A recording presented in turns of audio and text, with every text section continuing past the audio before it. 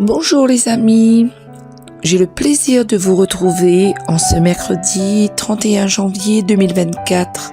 C'est Sandra avec vous. Permettez-moi en ce dernier jour du mois de janvier, je pense qu'il est encore temps de vous souhaiter une très belle, sainte et merveilleuse année avec notre Seigneur Jésus-Christ. Si nous gardons nos yeux fixés sur lui et que nous le mettons devant, que nous le mettons à la première place de notre vie, nous passerons une merveilleuse année avec lui, parce qu'il sera toujours avec nous dans les bons comme dans les mauvais moments. Un gros coucou à ma famille Jésus est mon guide, ainsi qu'à tous les auditeurs qui nous sont fidèles et ceux qui nous rejoignent. Et je dis bonne fête à toutes les Marcel au féminin que nous fêtons aujourd'hui. Mais bien sûr, n'oublie pas notre Marcel à nous, de Jésus est mon guide, Marcel Réfamia. Et nous peut dire les bonnes fêtes aussi aujourd'hui, m'y pense. Et aussi, nous fêtons Saint Jean Bosco, qu'on appelle aussi Don Bosco, qui est né en 1815 et mort en 1888 à Turin en Italie. Il était un prêtre italien. Il a été béatifié en 1929 et canonisé en avril 1934. Il est prié pour lutter contre les esprits démoniaques. Il est le saint patron des éducateurs, des apprentis, entre autres. Et il a consacré sa vie à l'éducation des jeunes de milieux défavorisés, des abandonnés des quartiers populaires, qu'il a pris tout son temps pour évangéliser. Avant de commencer la lecture du 2e livre de Samuel, je dis aussi joyeux anniversaire si vous le fêtez en ce jour.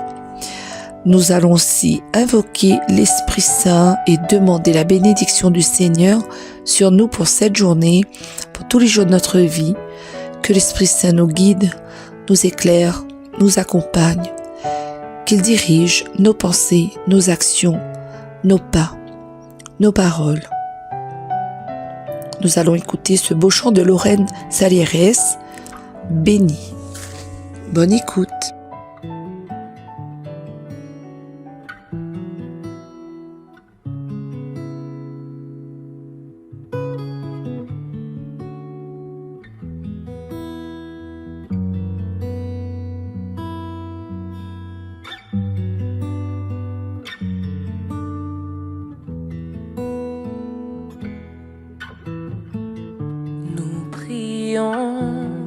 Pour ta paix, pour être béni. Nous prions pour nos familles, ta protection sur nos vies. Pour la guérison, prospérité,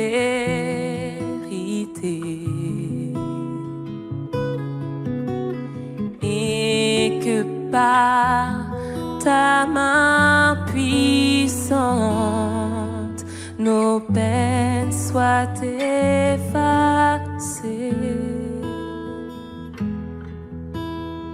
Tout ce temps, tu entends nos besoins.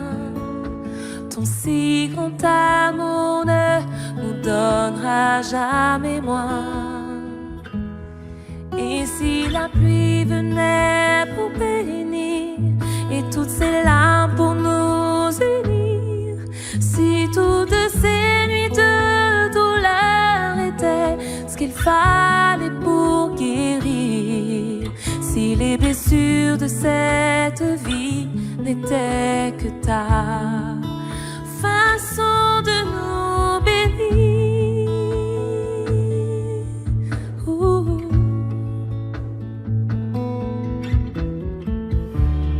Plus de ta sagesse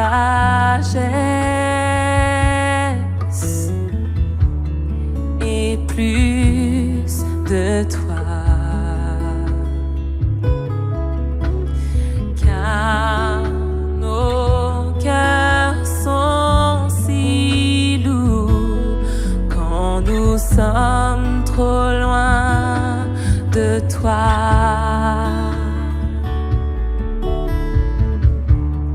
Parfois, nous doutons de ta bonté, comme si toutes tes promesses n'étaient pas assez.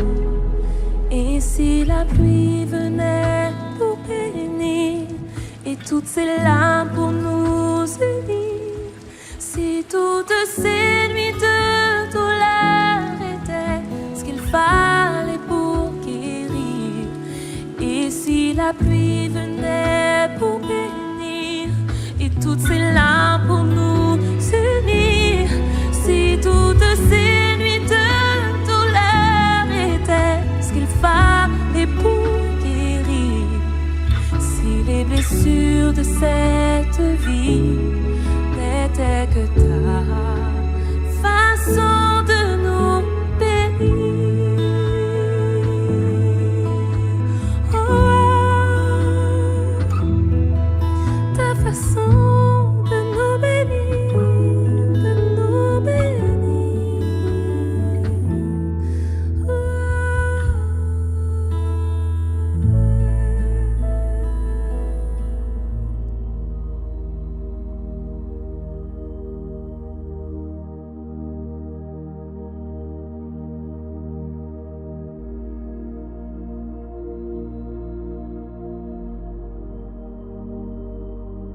Lecture du deuxième livre de Samuel. En ces jours-là, le roi David dit à Joab, le chef de l'armée, qui était près de lui, « Parcourez toutes les tribus d'Israël, de Dan à Beersheba, et faites le recensement du peuple, afin que je connaisse le chiffre de la population. » Joab donna au roi les chiffres du recensement. Israël comptait 800 000 hommes capables de combattre, et Juda 500 000 hommes. Mais après cela, le cœur de David lui battit d'avoir recensé le peuple, et il dit au Seigneur, « C'est un grand péché que j'ai commis. Maintenant, Seigneur, daigne passer sur la faute de ton serviteur, car je me suis vraiment conduit comme un insensé. » Le lendemain matin, David se leva. Or, la parole du Seigneur avait été adressée au prophète Gad, le voyant attaché à David. « Va dire à David, ainsi parle le Seigneur. Je vais te présenter 3 châtiments. Choisis l'un d'entre eux, et je te l'infligerai. Gad se rendit alors chez David et lui transmit ce message. « Préfères-tu qu'il y ait la famine dans ton pays pendant 7 ans, ou bien fuir devant tes adversaires lancés à ta poursuite pendant 3 mois, ou bien la peste dans ton pays pendant 3 jours? Réfléchis donc et vois ce que je dois répondre à celui qui m'a envoyé. » David répondit au prophète Gad. « Je suis dans une grande angoisse. Eh bien, tombons plutôt entre les mains du Seigneur, car sa compassion est grande, mais que je ne tombe pas entre les mains des hommes. » Le Seigneur envoya donc la peste en Israël dès le lendemain jusqu'à la fin des 3 jours, depuis Dan jusqu'à Beersheba. Il mourut 70 000 hommes. Mais lorsque l'ange du Seigneur étendit la main vers Jérusalem pour l'exterminer, le Seigneur renonça à ce mal. Et il dit à l'ange exterminateur, « Assez, maintenant retire ta main. » L'ange du Seigneur se trouvait alors près de l'aire à grains d'Arona le Jébuséen. David, en voyant l'ange frapper le peuple, avait dit au Seigneur, « C'est moi qui ai péché, c'est moi qui suis coupable, mais ceux-là, le troupeau, qu'ont-ils fait? Que ta main s'apesantisse donc sur moi et sur la maison de mon Père. » Parole du Seigneur.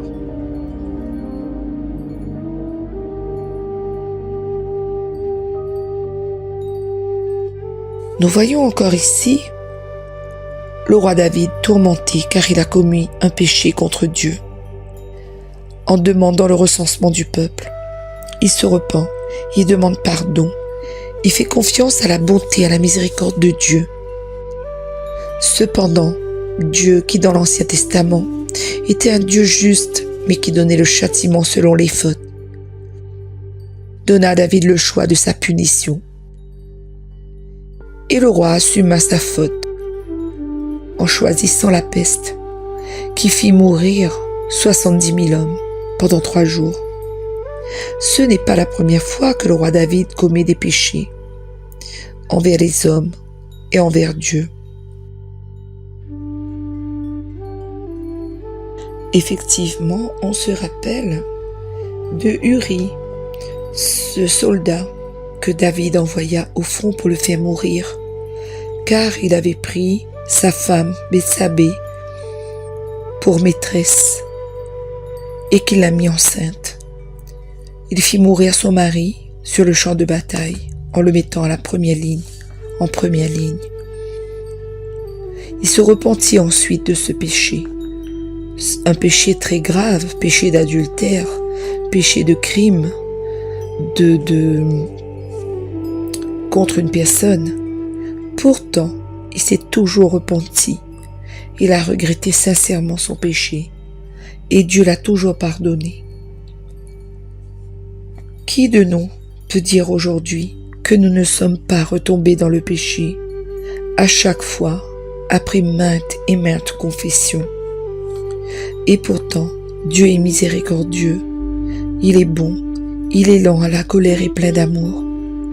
Ne nous jugeons pas trop sévèrement lorsque nous commettons les mêmes péchés ou que nous avons de grandes fautes à confesser, aussi grandes qu'elles puissent être, comme le roi David. Si nous regrettons sincèrement nos péchés et que nous repentons en allant nous confesser à un prêtre, alors c'est la miséricorde divine elle-même qui descend sur nous. N'ayons pas peur, car selon le poème de la petite Thérèse, même si je commets tous les crimes possibles, cette multitude d'offenses n'est qu'une goutte d'eau dans un brasier ardent. Amen.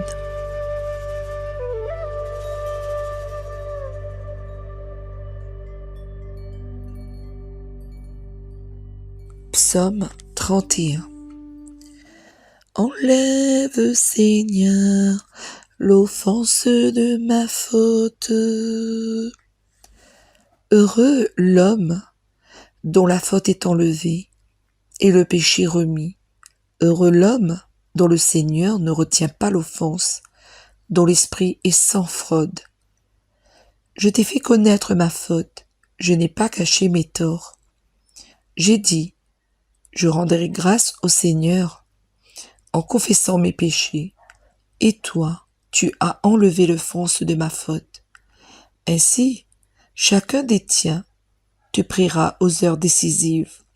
Même les eaux qui débordent ne peuvent l'atteindre. Tu es un refuge pour moi, mon abri dans la détresse. De chants de délivrance, tu m'as entouré.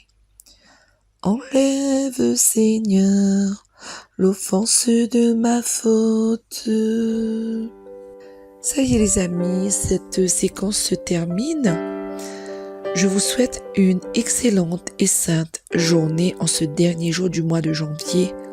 Portez-vous bien, prenez soin de vous et que le Seigneur vous bénisse et vous accompagne tout au long de ce jour et tout au long de cette année.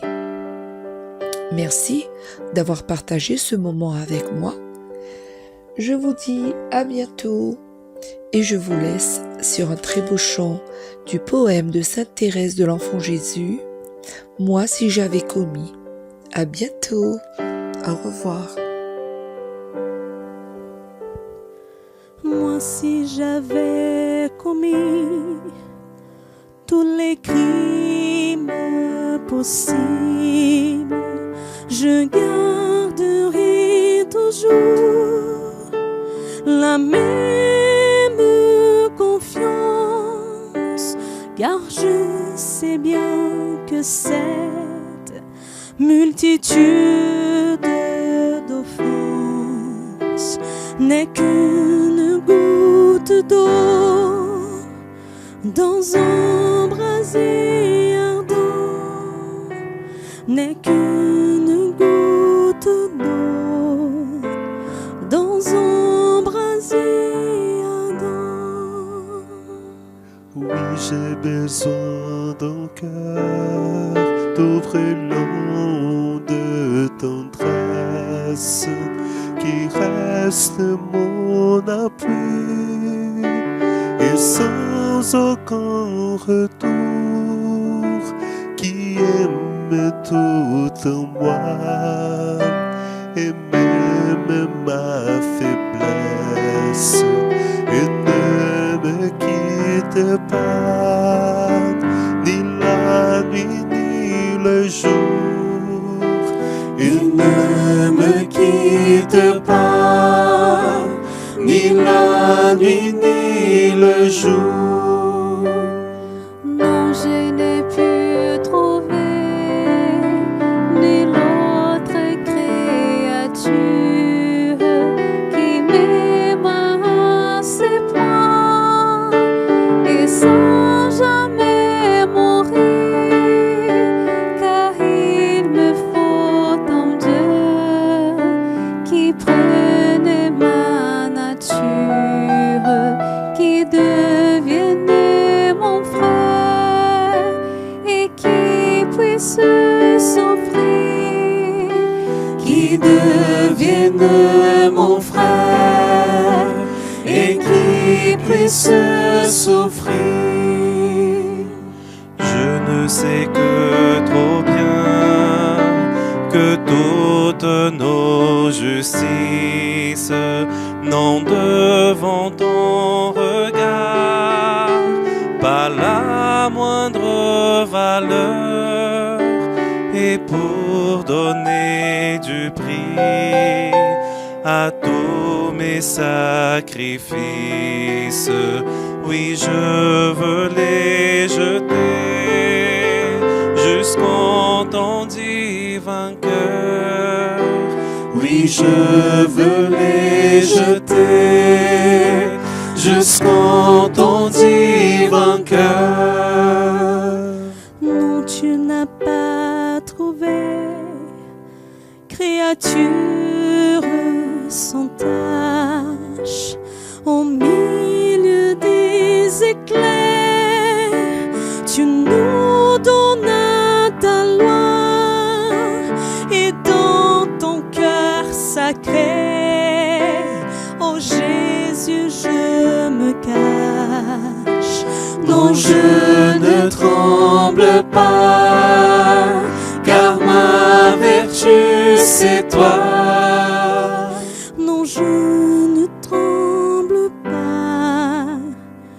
car ma vertu, c'est toi.